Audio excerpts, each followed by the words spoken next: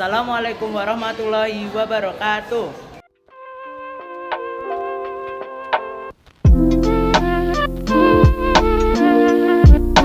Sebelumnya perkenalkan, nama saya Muhammad Rashid Wijaya, absen 22 dari kelas 8A. Yang penting nama saya Lukman. Nama saya Aldan, absen 3. Nama saya Kaihan, absen 27. Selamat menonton. Nabi Ilyas adalah seorang nabi dan rasul yang taat beribadah kepada Allah Subhanahu wa taala. Beliau juga selalu mematuhi ajaran Allah Subhanahu wa taala dan menjauhi larangannya. Nabi Ilyas juga selalu mengutamakan beribadah dan meninggalkan keduniawian. Nabi Ilyas juga dikenal sebagai sosok yang sabar dalam menghadapi umatnya yang durhaka.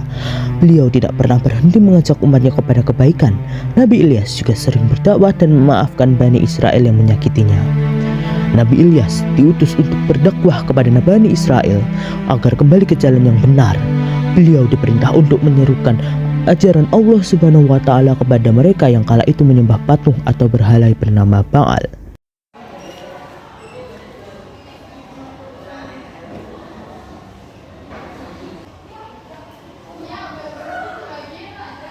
Kenapa kalian berdua menyembah patung berhala Baal? Mengapa kalian tidak menyembah Tuhan Allah yang Maha Esa? Tinggalkan sekarang juga. Biarlah kami membahas ini karena kami anggap berhala ini adalah Tuhan kami. Nabi Ilyas memiliki mukjizat dapat mendatangkan musim kemarau dan musim hujan. Allah memberikan mukjizat ini ketika Nabi Ilyas hendak menyadarkan kaum Bani Israel yang kafir dan durhaka. Dalam ayat tersebut diceritakan Nabi Ilyas diutus kepada kaum Bani Israel yang menyembah berhala bernama Baal. Kemudian Nabi Ilyas menyuruh kepada jalan tauhid. Namun kaum Bani Israel menolak. Hingga akhirnya Allah Subhanahu wa taala turunkan azab kekeringan.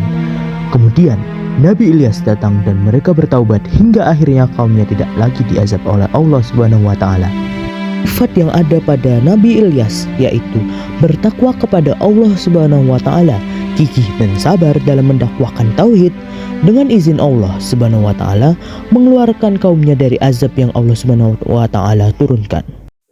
Demikian kisah Nabi Ilyas alaihi salam dari kelompok 4. Terima kasih. Wassalamualaikum warahmatullahi wabarakatuh.